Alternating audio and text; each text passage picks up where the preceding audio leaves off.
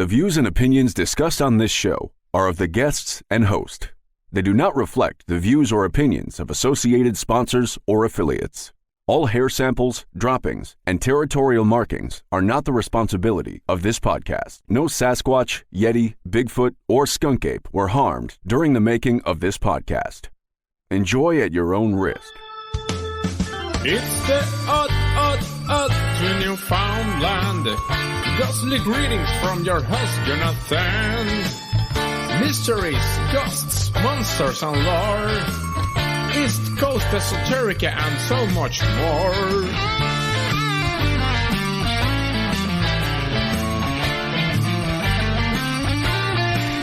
If it's odd to your friend, it's on the Oddtonewfoundland.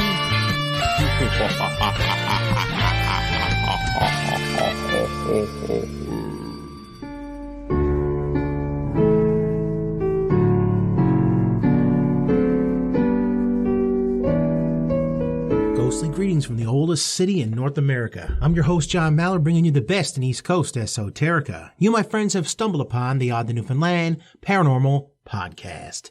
It's March 1st. Good God.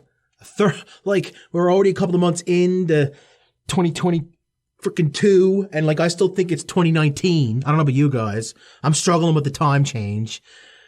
I mean, might have been because I slept through New Year's, but that's beside the point. Thank you so much for taking the time to be here. Why? Because it's episode 192, and having you here is better than being the fish who are in the sewers of Newfoundland right now, as people in protest to Russia's attack on the Ukraine have been dumping Russian vodka down the sewer system. So all the fish are down there and they're hammered. Why? Because you're wonderful, a masterpiece, beautifully made, important to people because you're important to me, highly favored by your creator, with the law of averages and physics working in tandem. You, my friend, are an oddball, and on this show, your family, and we are one. You can hear it in my voice. I'm still a little raspy, but that's okay, man. That's okay. It's been almost 2 months now. 2 months recovered. Almost. I'm getting there, man. I'm almost recovered. And, thanks to the donations and support from you guys, I can't say thank you enough. So what I'm going to do from this point forward, anybody who donates to the Oddtonewfoundland Paranormal Podcast will now be the ones who get the shout out and a funny paranormal nickname every month. If you happen to sign up at buymeacoffee.com, which is where I'm to right now, you guys can actually put in for a monthly membership thing, or you can just do a one-time donation. I'll give you guys a shout out on the show regardless. So to give you an example of what I mean, I'm going to go ahead and give some shout outs right now. And of course, if you guys want to donate, you guys can go to buymeacoffee.com/OTNPP. That's buymeacoffee.com/Oddtonewfoundland Paranormal Podcast, or OTNPP. You'll go right to my little dashboard there, so to speak, and you'll be able to actually donate just a small amount to the Oddtonewfoundland Paranormal Podcast, so I can keep doing what I love to do and bring you guys the best in East Coast esoterica. But it also earns you a shout on the show, and get this, a really funny or awesome paranormal nickname, which I'm going to give everyone. So right now, I got a few thank yous to send out there to somebody. Somebody Waterman. I don't know your first name, but you donated $25. So your nickname now is, I'm going to call you the Wolfman, JB Waterman. Thank you very much. Thank you. Blair Witch, MC Warren G. Thank you for the $25. Morgan Paranormal Pico. Thank you very much for the $25, Morgan. Very much appreciate that. And then I got just a wonderful donation, $100 bomb. There it is, $100 bomb from the Gilberts. And you might not know this or not, but Laura used to be, Dr. Laura's Lair on my podcast many years ago. She's got on other things right now, but she certainly lent a hand back to help out her old chum, John, as he had a pretty rough couple of months, and I've been trying to do something here to raise some funds for the podcast. And of course, last but certainly not least, Alana, straight from Hell Hardery. Thank you so much for the $15 donation. Guys, thank you so much for your donations. It's as simple as this. I'll say it one more time, and I'll remind you throughout the show. You go to buymeacoffee.com/OTNPP, Oddtonewfoundland Paranormal Podcast. That's what it stands for. And donate a coffee. Could be $5, could be $10, could be $50, or even $100. Guys, I'll greatly appreciate it all. And you get yourself a nice little shout out here on the show. Anyway, enough going on about that. I can't go on that forever. I got to give you guys the update, the news, the dirt. So how's John doing? Well, he's doing good. He's coming around. His voice still kind of sucks, as you can probably tell. I'm not 100% yet. I still sound like there's like, I don't know, like my voice could go at any minute. I'm actually kind of glad that I'm doing like this episode and then an episode 2 weeks from now. Because if I had done like the whole hour and a half worth of talking, my voice probably would have just went. It would have been like, welcome to the podcast. Give me your ring, my precious. It probably wouldn't have went so great. And yeah, keep an eye out for all kinds of different content coming your way. We're going to have guests. We're going to have the Cryptid Corner and maybe even a few other little surprises along the way. Lord only knows I've taken in my share of paranormal media and crazy movies over the last little while. And I've had some people asking me, man, can you review some, scary paranormal type movies? So there you go. I'm 100% going to suggest to you guys to subscribe to this show regardless. And keep yourself up to date with all the goings on of the podcast. We are in March. February came, February went. February this year was heaven sent. We had a lovely time. My birthday was awesome. Thank you to everybody who downloaded the last podcast. I know a lot of people were curious and wondering just what the heck happened to me. I'm not going to reiterate it. I'm not going to talk about it. I'm done. I'm moving on with my life. You guys can check out the previous episode 191 and kind of check in with that odd health update. Awesome. Before I go on with the paranormal news, I got to kind of jump in and talk about the elephant in the room. And it's on every news station. It's on just every radio station everywhere. And that's Russia's invasion of the Ukraine. And, this is something that has been building for years. We've all seen it coming from miles away, but yet we prayed that it wouldn't come to that. But unfortunately it did.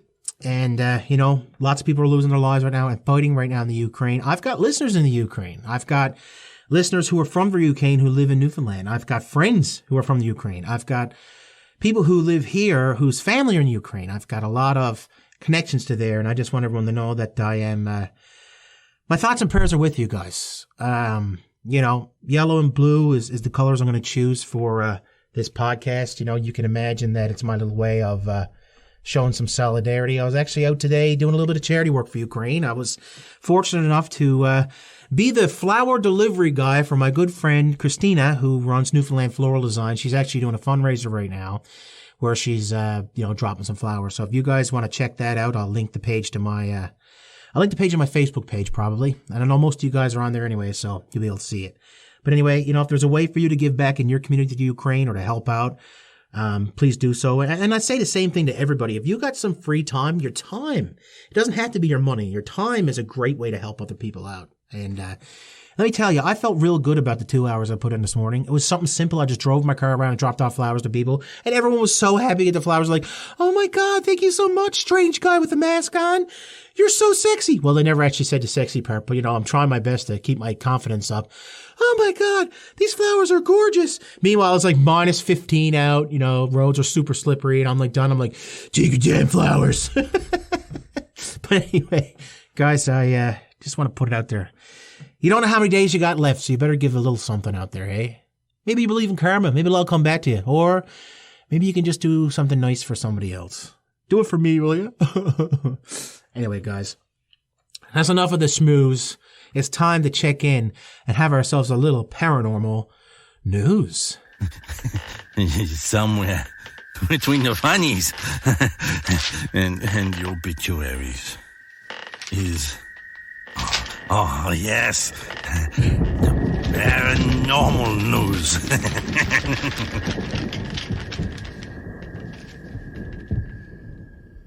Now, I don't know about you guys, but whenever I think of ghost hunting and going out and investigating, I'm thinking about going to like a cemetery or maybe to somebody's house and trying to talk to the dead Aunt Ida who, gave her a fruitcake 20 years ago that you still got in your freezer.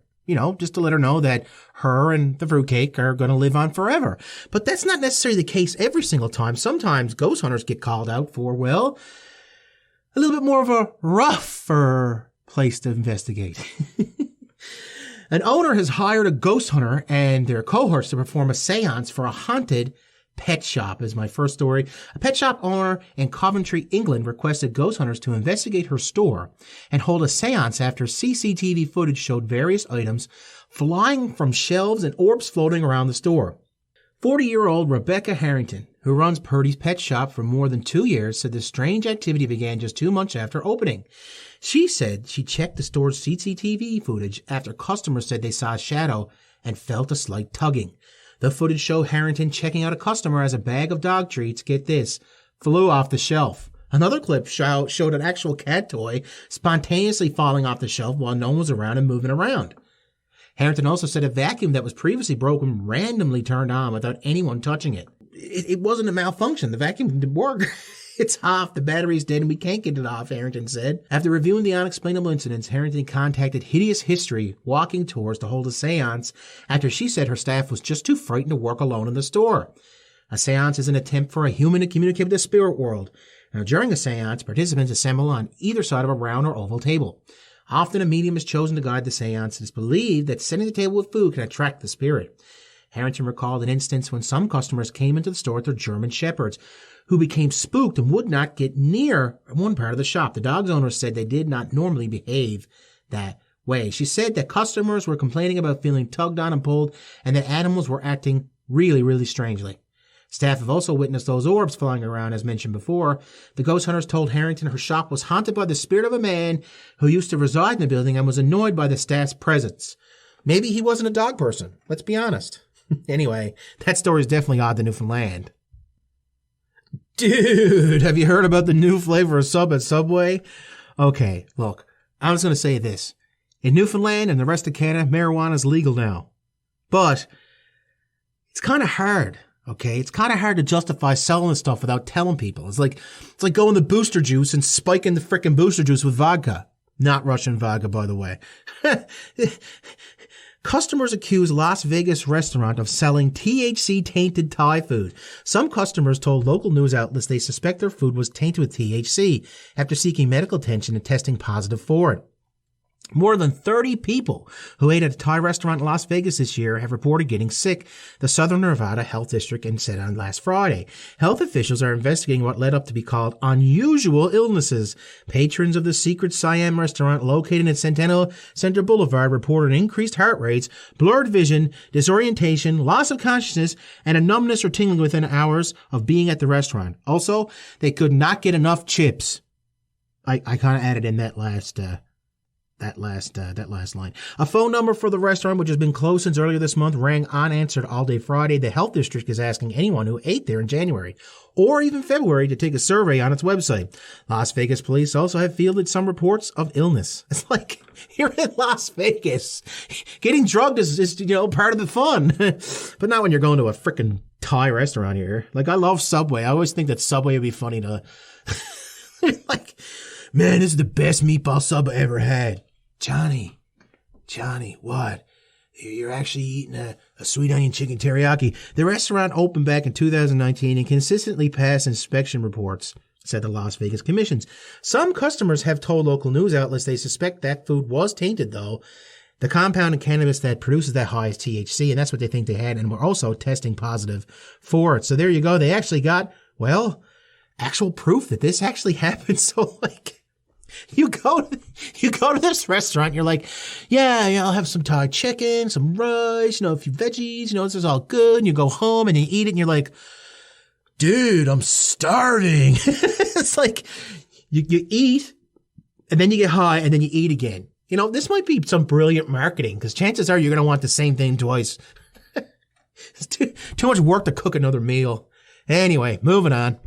Speaking of being incredibly high, some people just, have out-of-this-world experiences every day.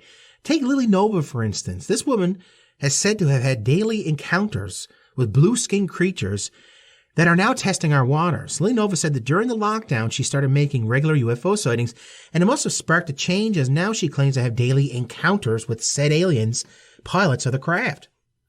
A woman says that she's having daily encounters with aliens after she spotted her first UFO during lockdown. Lily Nova, 29, said that she took up astrography out of boredom and made her first sighting in November, followed by another, and then another, and then another. Now, not a day goes by that she doesn't see a floating orb, a metallic ship, or even an extraterrestrial being. And she can even describe what they look like. Lily from St. Missouri said one of the aliens looked like a girl with light blue hair and light blue skin. Another one looked like It had light blue skin and no hair, and added that the very beautiful being was wearing a skin-tight gray suit. What do you think? I don't know. I don't know how to feel about that. That seems pretty out of this world. Boom-ts. She said, my first encounter with aliens and UFOs was very intense. I went outside for some fresh air one night and immediately locked eyes with the bright light hovering over the neighborhood. I started investigating and realized it was a UFO. Seconds later, I looked away briefly, and when I looked back, there it was, a second craft that was much closer. I could actually see the triangular shape of the craft.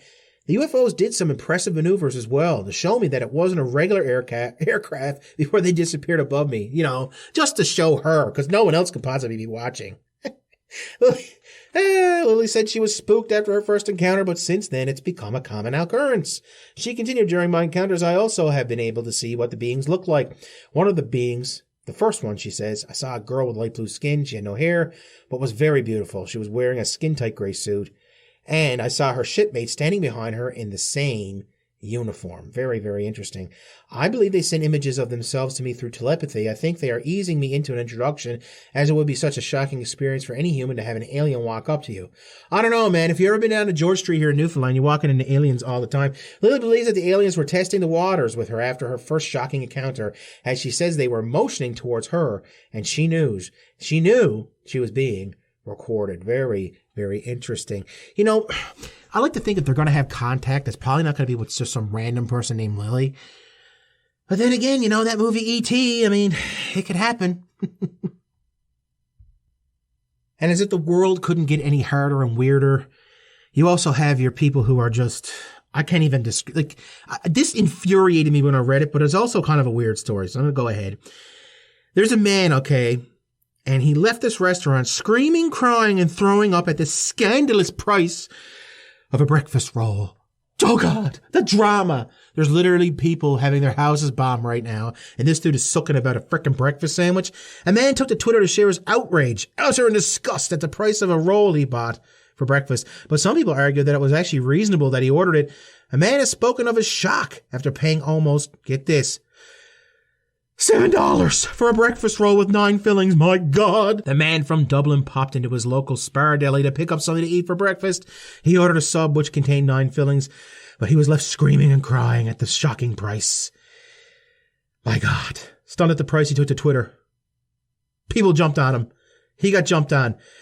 But he had all kinds of replies. It wasn't 9 fillings. There was 9 items, 2 sausages, 2 rashers, 2 puddings, 2 eggs, and a hash brown. I don't even know what the hell a rasher is, but it sounds delicious, which were pretty standard since being posted. The tweet has actually gone viral.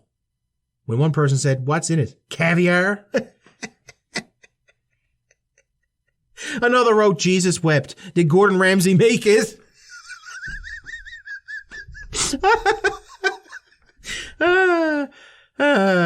Someone else said, I would have just given it back to them and said, nah, I ain't paying that much. What's the big deal? There you go.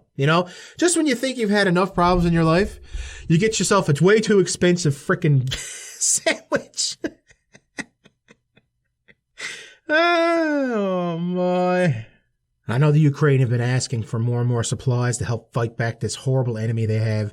But the reality of it is that we've got all kinds of really cool things to send their way. Have you ever heard of weaponized bread? Good God. Is it a crime to use, bread as a weapon? It is, according to the Tennessee cops, no matter how you slice it. Thomas Matthew Grahn, 53, was hit with a slew of charges, including aggravated assault after allegedly using a loaf of bread as a weapon in a domestic dispute with his wife. I'm so tired of this relationship. I feel completely aloof. Cops responded to a report of a domestic dispute on February 5th where they found Grande allegedly backing out of the driveway in his SUV and crossing a highway center line as he drove away. The Advocate and Democrat reported cops stopped the man who reportedly admitted he had been drinking. Grande was subsequently arrested after failing sobriety test on the spot. While interviewing his wife, cops learned that Eric Grande that she and her husband had engaged in an argument after she accused him of cheating. Upon returning home, Erica said her husband hit her in the face with a loaf of bread. It's like, I'm mad at you, but I still love you, so I won't hurt you too bad. I'll throw bread in your face. It's the yeast of your worries. Bet you he felt like quite the heel after that. When she tried to leave the home, Grandi allegedly hit her with a board. Grandi was charged, which is not cool at all. Grandi was charged with driving while under the influence, reckless driving, aggravated assault, and being a complete dipshit with a loaf of bread. Don't forget that part of the accusations. Well, if you've been listening to this show at all, over the last, my God, 8 years, you guys will know that I'm kind of crazy for Jurassic Park. Anyway, I got some great news about an extinct species that might be coming back thanks to some genetic manipulation, so to speak. Decoded DNA takes Tasmanian tiger one step closer to resurrection is my final story for this lovely podcast. It was a great week for the Tasmanian tiger, or thylacine, as the apex predator clawed its way back in the headlines, giving hope for resurrection 86 years after being declared officially extinct. The Tasmanian tiger's press tour began on February 9th when the DNA Zoo Australia Research Collective announced that they had completed DNA decoding that would give the extinct mammal a second chance to roam the earth once more. Using a blood sample provided by Perth Zoo, researchers from DNA Zoo and University of Western Australia successfully mapped the DNA of the Tasmanian tiger's closest living relative, the humble numbat.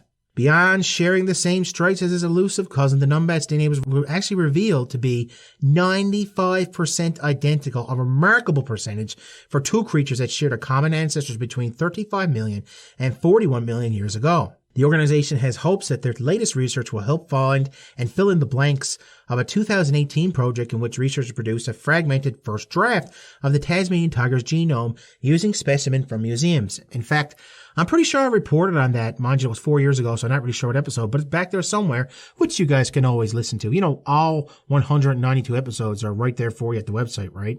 There's none of this archive stuff like... It's there for you. Anyway, if all goes well, scientists will be able to clone the DNA of the numbat to bring the Tasmanian tiger roaring back to life and reintroduce it to its native ecosystem. It's been sorely missed by many people, of course, and it's whenever you talk about endangered species and ones that gone extinct, thylacine always comes up. If and when that dream becomes reality, thylacines would owe a debt of gratitude to their little cousin, the humble numbat. Gotta love it. Gotta love it.